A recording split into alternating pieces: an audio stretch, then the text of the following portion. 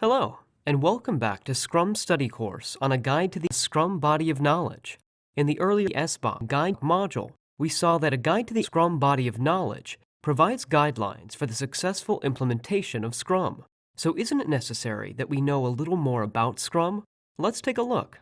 A Scrum project involves a collaborative effort to create a new product, service, or other result as defined in the project vision statement. All projects are impacted by constraints of time, cost, scope, quality, resources, organizational capabilities, and other limitations that make them difficult to plan, execute, manage, and ultimately succeed.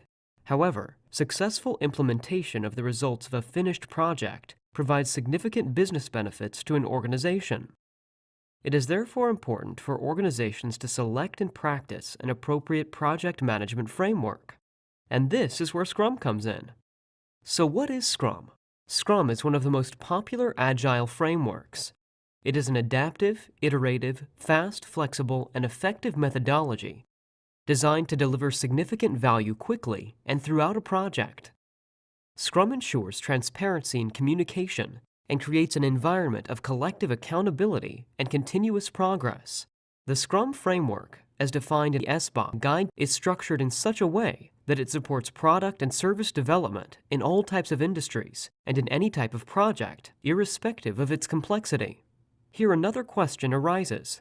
Why is Scrum better than other project management techniques?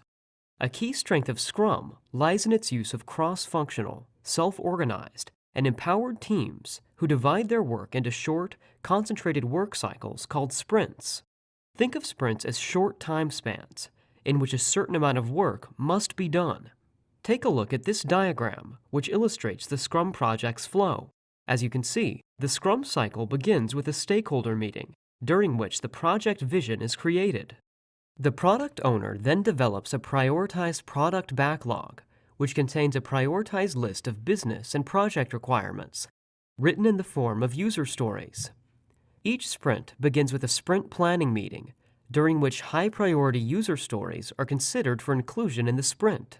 A sprint generally lasts between 1 and 6 weeks and involves the Scrum team working to create potentially shippable deliverables or product increments. During the sprint, short, highly focused daily stand-up meetings are conducted where team members discuss daily progress. Toward the end of the sprint, a sprint review meeting is held, during which the product owner and relevant stakeholders are provided a demonstration of the deliverables. The product owner accepts the deliverables only if they meet the predefined acceptance criteria.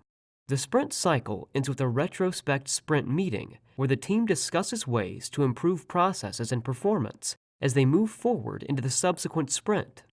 I hope you enjoyed this quick overview and learning about the project's flow in Scrum, and I'll see you in the next module where we will briefly discuss the history of Scrum. And thank you for learning with us.